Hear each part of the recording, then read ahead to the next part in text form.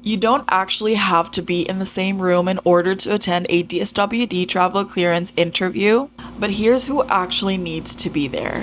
Hi everyone, it's Dani, your digital nomad bestie, and I post about Filipino travel tips, travel hacks, visa updates, and all that stuff, and this video is actually part of my DSWD Travel Clearance process, and if you don't want to miss a video, follow along for this series. So for us, the interview happened on July 10, and bear in mind that this is going to be via Google Meet. So here's something to keep in mind.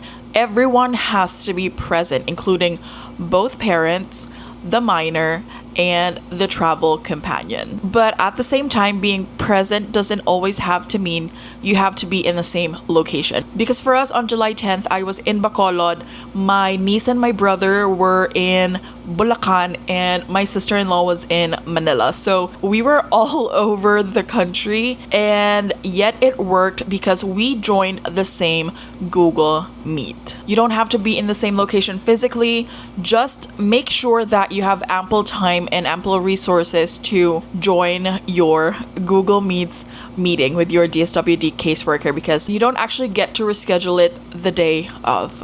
And as for the actual questions, it was quite straightforward. They just asked to verify the parents' identities, why they can accompany my niece on the trip, and then for my niece, they also asked to verify her identity and if she's okay to travel without her parents. And the most important thing that they asked her is whether she knew me, her travel companion. The caseworker will then go on to ask the travel companion certain questions like verifying the identity, travel plans, who's included in the trip, who's paying for the trip, how long you're going to be there, and whether you're going to come back with the minor to the Philippines, which obviously I am because, well, we live here.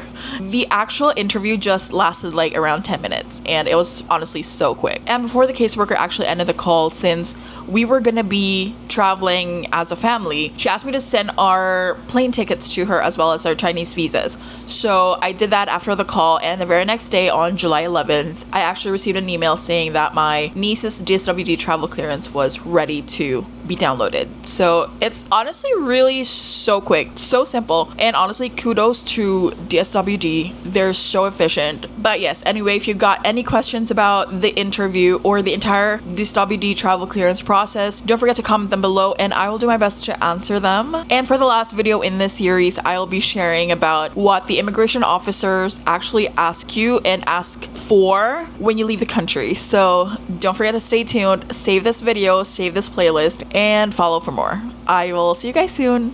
Bye.